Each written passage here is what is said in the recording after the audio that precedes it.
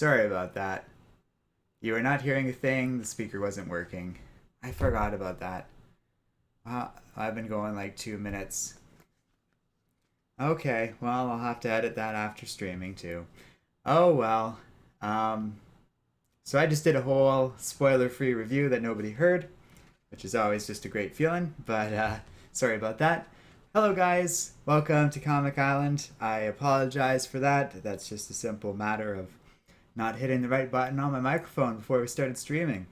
Oh well, let's start again. I'm here to review X Factor number 2. For those of you watching after, I will edit out the beginning part because it's useless. But this is a book that continues the X Factor series that we reviewed a little earlier, the first issue that is. It's written by Leah Williams, David Baldian does artwork, Israel Silva does coloring, Joe Carmagna does lettering. This creative team maintains the overall quality and aesthetic of the first X Factor book. As a little bit of a spoiler-free review, I will say it's just kind of nice to have an X-Men series that doesn't really take itself quite as seriously as the rest of the X-Men line. There are other fun books like this kind of floating around across the X-Men experience right now. But okay. Sorry, Alejandro and Lohan are just making some light comments about the mic not working. And thanks for saying something, though, guys, because I would have probably gone a long time without noticing. Uh, but yeah, so overall, it's a pretty fun book. And in the overall spirit of it not being super serious and all that self-aggrandizing or whatever you want to call it, Mojo shows up in this book, and we get our first taste of the Mojoverse post House of X. And that world isn't overly changed from what's been established before, but we get a little insight into their reaction to all of this. Hello, Adrian. Thanks for joining us. So overall, I definitely think I still recommend the X Factor book. It's maybe not the best X-Men story out there, but it feels like a nice change of pace, we'll say, compared to the rest of the X-Men line. It's not that I dislike those X-Men stories. I like them quite a bit overall, but it's nice to have a series that goes against that grain and shows the lighter side of Krakoa and the X-Men, and just featuring a fun team of very different characters overall. And what I mean by that is we have like just a crazy mix of long-standing, pretty serious characters like Rachel Summers and Polaris, even Prodigy, complicated figures that are kind of given a bit of a different role and almost comedic relief in the form of Daken. North Star's a fun sort of almost emotional center of this team. And then iBoy is just sort of a bit of the wild card and oddball.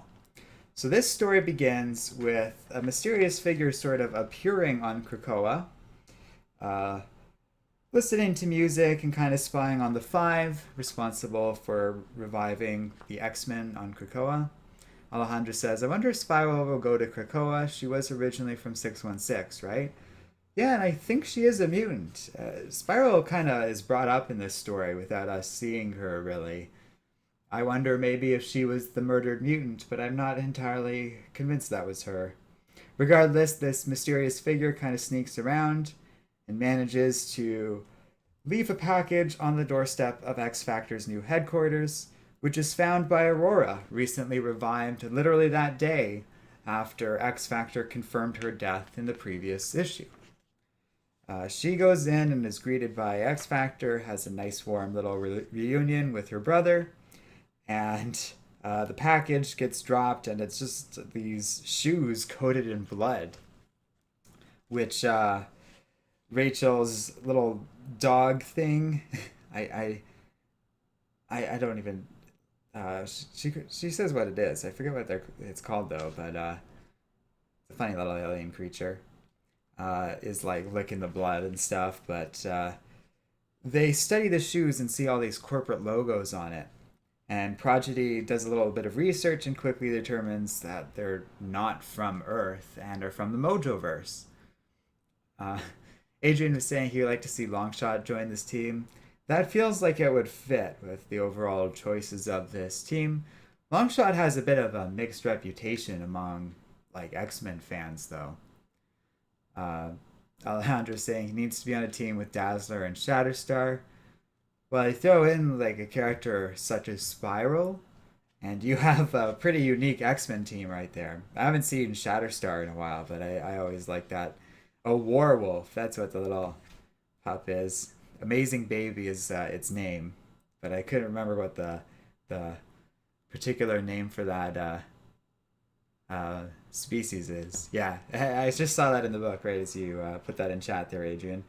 Anyways, so this is clearly a new case for the X Factor because it appears that some mutant was murdered in Mojoverse, and whoever that figure was at the beginning dropped off that package to sort of give them the case. An interesting thing happens in that they go to the Mojo world, and I guess there's just a Krakoan gate in there, which is pretty interesting. Like, and Mojo kind of talks about it a little later as if it's just a thing. So that's kind of cool. I don't know the exact details of that. Aurora, who only just revived and is still coming to grips with this, stays behind and ends up watching them on TV while she's doing this because they basically had to sign up for some sort of streaming service with Mojo World to investigate what's going on there before they went over. There's fun little moments where each of the X Factor are interviewed to see if they can go on to this show and find out more about what happened to this dead mutant. All but Dakin are accepted. And then Mojo shows up and he starts talking about how excited he is to see the X-Men and how all this Krakoa stuff is a huge bump in his ratings. I think that's a little bit of fun commentary overall about House of X. Then they kind of confront Mojo and say, like, well, they demand an explanation and kind of kicks some ass, which is pretty cool to see of X Factor. We haven't seen them yet, but do that yet. But Rachel just blows away Mojo's army, while Polaris easily flips Mojo up into the air because he's got all them metal parts. They kind of get into this stuff about like how these different live streams compete for ratings, and so that's why the X-Men are so and the mutants are so attractive to Mojo World right now because they always end up a boost to whatever streaming channel brings them on. They try and go investigate what happened to this dead mutant and just get blasted with this little shields thing. But, well, and then they get challenged by this little, they're called a fight pod, and they want to fight the X Factor just to boost their clout and potentially get on one of these live streams. Meanwhile, Kyle, North Star's husband, shows up at the X Factor headquarters, and he and Aurora just kind of sit down and watch what's going to happen next on TV. So it's a bit of a low stakes kind of issue overall and story, but it didn't feel unwelcome. Adrian was saying Mojoverse is reality television and YouTube before reality television and YouTube. Well, it feels like Leah Williams is just sort of making that very natural connection. The thing it reminded me most of, and I think what it's most directly referencing, which is actually kind of new for Mojo World, is streaming services like Netflix and HBO Max and all that stuff. There's a clear element of parody to that we haven't seen from Mojo before because those concepts weren't around then. But a cool aspect of Mojo is that he very much did, like you said, kind of predict that sort of culture and demand for views, all of that stuff. So he felt kind of relevant in an interesting way that is true of Mojo but just in like sort of a new context. When Mojo first appeared, the internet really wasn't anything resembling what it is now, if it was around at all. Like, I don't know if the writers had heard of the internet at that particular time, but regardless, they were clearly kind of getting at that, even if they didn't have the exact terminology down, because it was always just this television being broadcast around the world and accessible almost by force to everyone. That's like the whole aesthetic of Mojo's eyes being pried open, which I think is just them, you know, at the time sneaking a little bit of an imagery from Clockwork Orange, if I were to guess. But yeah, X Factor was pretty fun and straightforward overall. Oh, I forgot to say, you might notice it's Friday, which is pretty late for well, like when comics are normally introduced on Wednesday. But a funny thing has happened over here in Canada. Um, this company called Canpar, which is the equivalent of like Purolite or I guess FedEx or UPS, but it's more Canpar is more commercial oriented, like Purolator, which I believe is also an American company or is an American company. I don't know, but uh, delivery trucks. They got hacked by a ransomware virus that has been going around and affected a different other Canadian company. It really speaks to the ongoing role cybersecurity will have in finance and investing and just in business in general.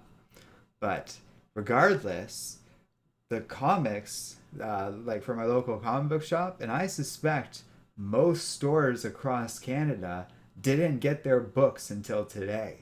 Just adding to all the craziness around COVID and all of that stuff. Like, I really couldn't get them until recently. And YouTube's streaming software has been very buggy. That's actually why there was a little bit of a blip early on, and I had to mute the mic at one point. I forgot I muted it, and that's why the first chunk of this stream was silent. But I'll edit that out when it's posted after. So we'll have to like for those of you watching this stream after it was live broadcast, you won't see that silent part. But whatever. No big deal. Adrian has a good question, saying something I've wondered are what are popular Canadian made comics. Well, that's a little complicated because I feel like there's a lot of Canadian writers and artists that kind of will work for American companies and vice versa. Chip Zdarsky has been to the comic book store, The Dragon, that I bought my books from and buy them from them every week. And he like, cause he randomly just comes in and signs some of his books occasionally, which I just found out kind of by buying a comic as a gift, and I noticed Zdarsky had signed the cover, and I asked about it, and they brought that up. But a slew of other artists and stuff like Richard Pace. Todd McFarlane lives out west. There's so many because even people like even the people like the Superman guys are both from Canada. But I feel like they kind of cross over a little bit. I personally like Kill Shakespeare, and you'll actually see me wear that t-shirt sometimes with all of those Shakespearean characters as villains. Those creators are the same alma mater as me. We went to the same college, what we call university. And Captain Canuck has always been a thing, but personally I'm not a fan. I feel like it's, I don't know, easy.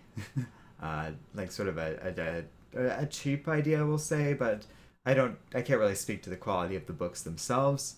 But even there's this thing called Tales from Guelph, which is just like this locally made book of horror stories and stuff that our shop sells and is made around the city that I live in.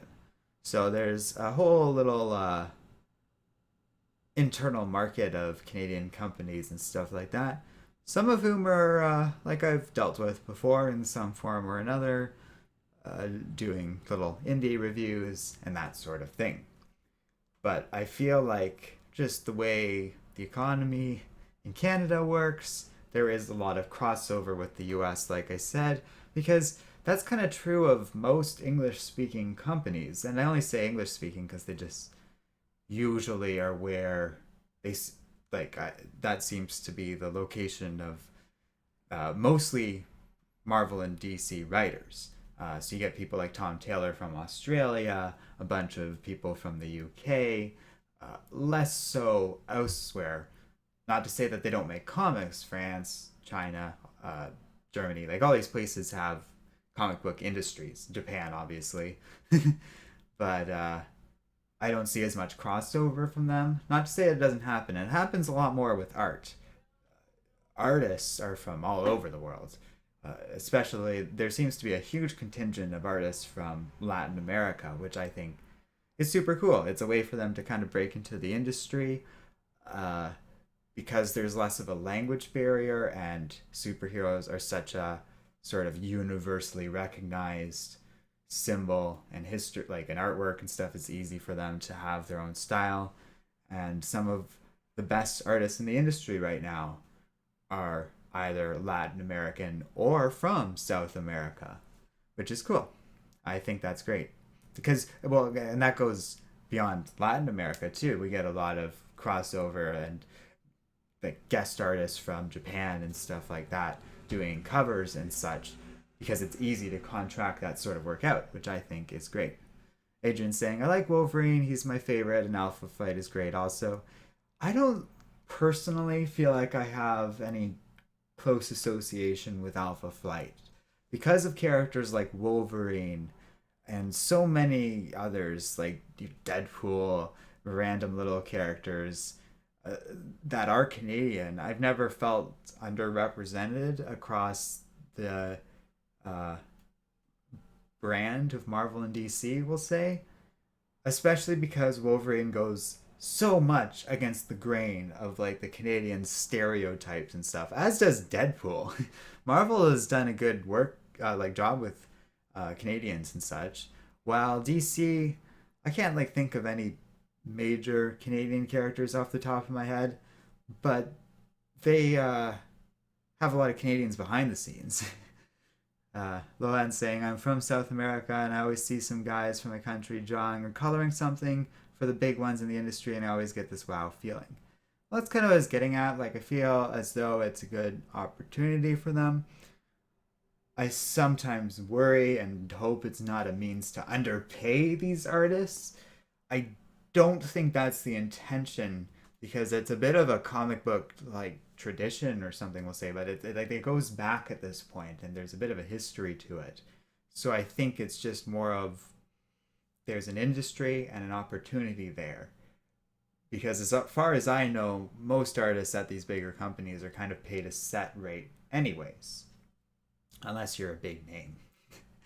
Then I think that kind of goes out the window a little bit, but artists should be paid well. Lohan saying Rush, my favorite Canadians. Yeah, well, and that's part of it too. There's a lot of celebrities and bands and stuff that are Canadian, and I've always, there's a huge crossover between the two. And in a recent stream, I was talking about how many Canadian films are made in and around my area. Uh, Alejandro's saying most are Spaniards, like Pepe de Silva and Marde Garcia. Yeah, I feel like some are like Portuguese and stuff too. I could be wrong, but well, I guess Jimenez. Yeah, I guess I'm not entirely sure about that. I feel like there's a lot of crossover at this point too, especially if you're talking about South America, where it's all not blended together, but you know what I mean. That they've been there for so long that it's like here, where the distinction between English and French is kind of ubiquitous. Like I'm half Eastern European slash half Central Southern European, so I have no relationship to the English French history that sort of forms and informs a lot of Canadian culture and history. I feel like that's the sort of dynamics that are building across the world, but even in somewhere like Brazil, which has like a lot of history with race and culture that I probably shouldn't be the one to speak to, but at least I'm just gonna pay lip service to while we're randomly on this topic. Though to be fair, I think X Factor is all about, and just the X-Men in general, different cultures and stuff, and it feels relevant to talk about Canadians in comic books when we have like two characters from Alpha Flight being a central part of the story. Which, by the way, for all I was saying about not being super attached to it, it's cool that two Canadians are part of the story in a big way, and they're not even like the big names like North Star and Aurora. Lohan says, I am Brazilian. I think you've mentioned that before, but there's a lot of Brazilian viewers we have. I hope you enjoyed my vague knowledge of Brazil. um, Adrian says, Canada has some of the best comedy shows. Red Green Show. That's funny. I didn't know people outside of Canada knew about the Red Green Show, which is old now. Trailer Park Boys. That's less old, but that is more of a Beyond Canada brand. And Letterkenny, I guess that is, and that's also a show that I thought was more of just a random Canadian thing, but a lot of Americans seem to know about, and I've never bothered to watch. But hey, if you like it, that's great. Whatever. I I don't think I think Canadians, for various reasons, like get a lot of representation in media, just even from the perspective of a lot of behind the scenes figures can break into the US and their media market quite easily. That's actually a bit of a debate in Canada because people look down on people such as Lorne Michaels, who used to work for like CBC, our kind of PBS equivalent, and made like comedy for them, I think, or maybe it was our comedy channel he did that for, but whatever. He did comedy work in the 70s and used that to kind of get in and create SNL. um, for those of you that don't know, Lorne Michaels is Canadian.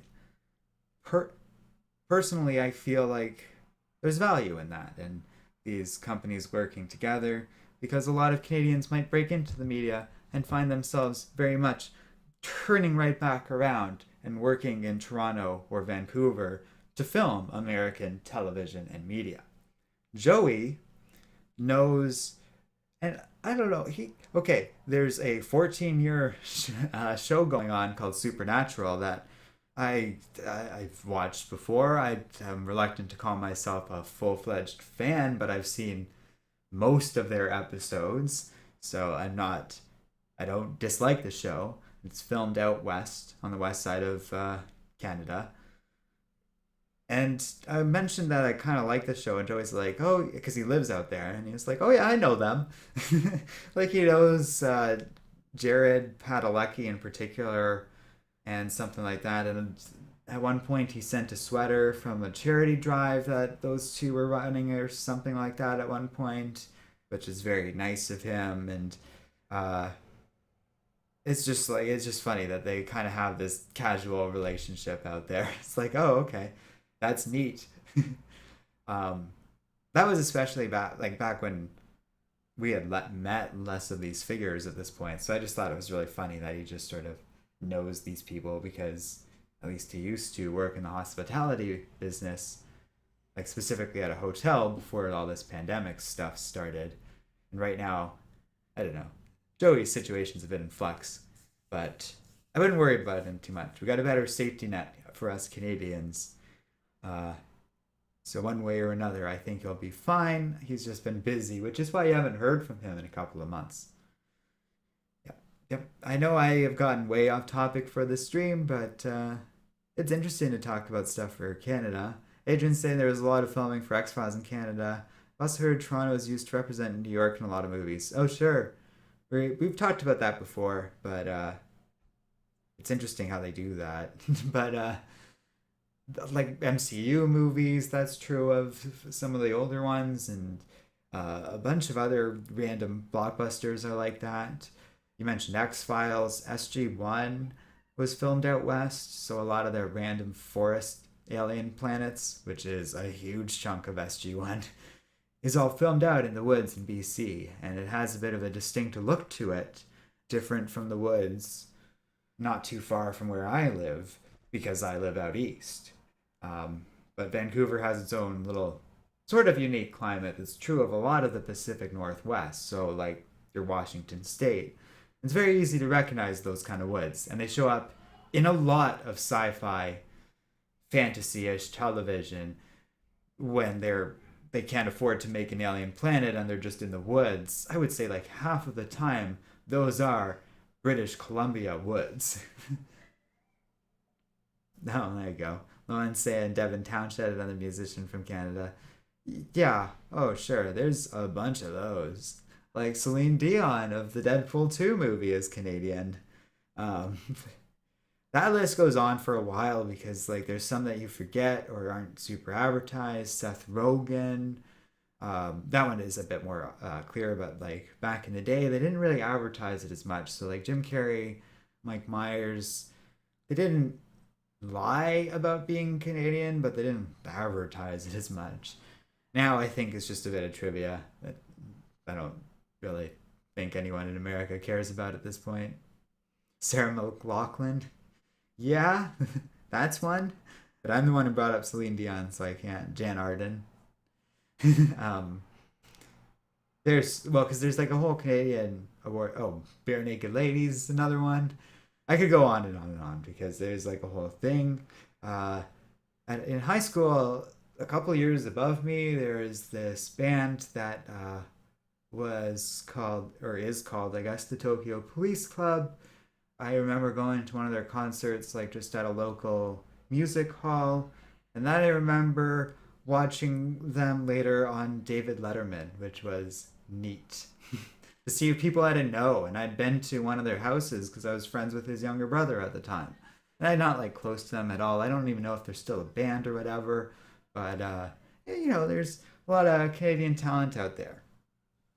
I hedged on this a little earlier, but one thing I will say is I think people from Britain and Canada,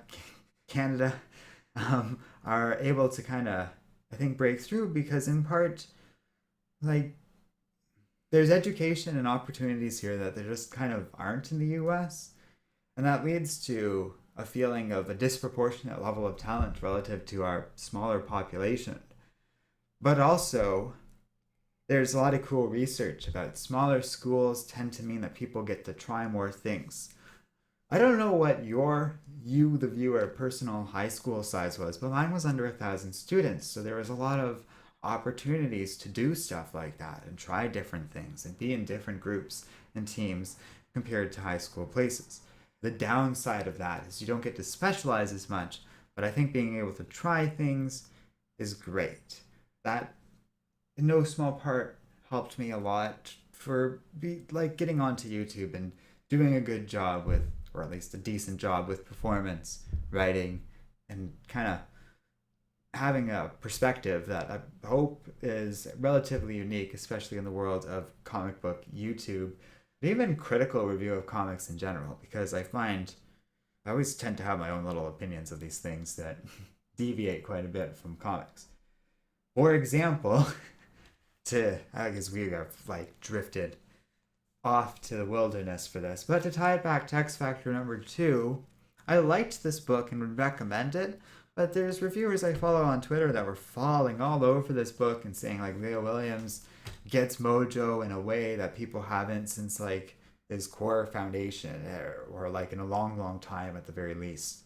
And I think back to Astonishing Spider-Man and Wolverine, even more recent Mojo stories, and I just disagree. He's a pretty easy sort of satire to understand, and picking over the subtleties of it seems odd to me. And I wouldn't really go so far as to call this book exceptional.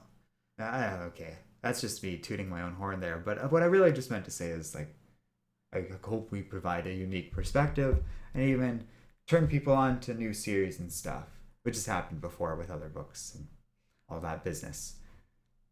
X Factor is a decent one to add to your pull list. I don't necessarily even think it's the best out of the world of X-Men, but like I said, if you're heavily into the world of X-Men and want a bit of a change of pace, something like this or Cable feels like it's a pretty good one. Okay. I think we're gonna call it there. And I'm not upset about us getting off topic or whatever, but it's just funny because there's a drift. I'm always surprised that we don't like teeter off in terms of views when I start rambling on about Canadian celebrities and all that stuff. But hey, it was fun to talk to you guys about it, especially Adrian, Alejandro, Lohan. Well, I guess you guys were the three that participated in chat this evening. And whatever. It's all good fun. But I still have other things I pulled this week and other things to talk about, including, by the way, a slew of X-Men books. So next up is going to be X-Men number 11, an Empire and X of Swords tie-in. We're going to talk about that, but we'll also talk about the book itself and my opinion of it, and it's, well, stay tuned for my thoughts on that. Adrian was saying, my bad, I rarely speak to people not from the US. What? Oh, I guess he felt bad because he spelled Sarah McLachlan's name wrong. Well, I wouldn't worry about that. I didn't even really take offense to that or anything, or any of your questions or any of that. It's fun to talk about my country to other people who aren't from here. It's interesting to share perspectives, like Lohan, who's from Brazil, or even Americans, because there's 52 states, and each state is its own experience, and it'll probably be a long time before I can visit America again, but I've been to a lot of states, and I do like talking about them. They're interesting. I've been all up and down the East Coast and California. So it's always interesting seeing how the little differences between these smaller American communities and their history and stuff like that. I know a lot about American history. I like it. I took all these extra American history courses in school for no really good reason, because I didn't even end up with a minor in history, but it's interesting. I don't feel bad. It's an expression. Oh, my bad. Oh, yeah, okay. I don't know. You felt it. The way I read that topic was just, oh, okay. I see. Adrian is clarifying some stuff there.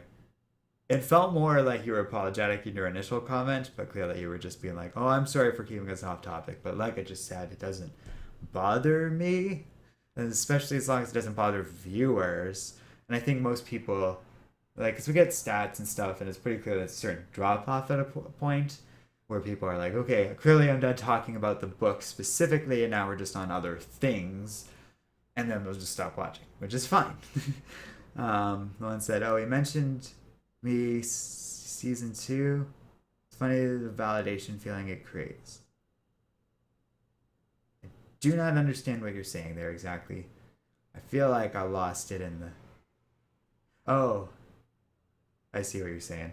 Well, I'm glad that I'm validating you, I think is what your comment is there. Either way, I appreciate the people doing it in live chat, because it's fun. And I get that people are sometimes just listening to this in the background or whatever, because whatever. S2 is a heart. I can't crack that. Sorry, I don't get to understand what S2 is. I feel like I'm missing something, and I apologize. But either way, yeah. Sorry, this is just giving me a second to say whatever in chat. But thank you for participating just the same. I'll see you guys. Yeah, we can hopefully fit another stream as long as YouTube doesn't poop its pants again. So we'll probably try and do X-Men this evening before coming back at some point to talk about everything else I pulled this week. And I'll leave it at that. Thanks for watching, guys, and I'll see you next time here on Comic Island.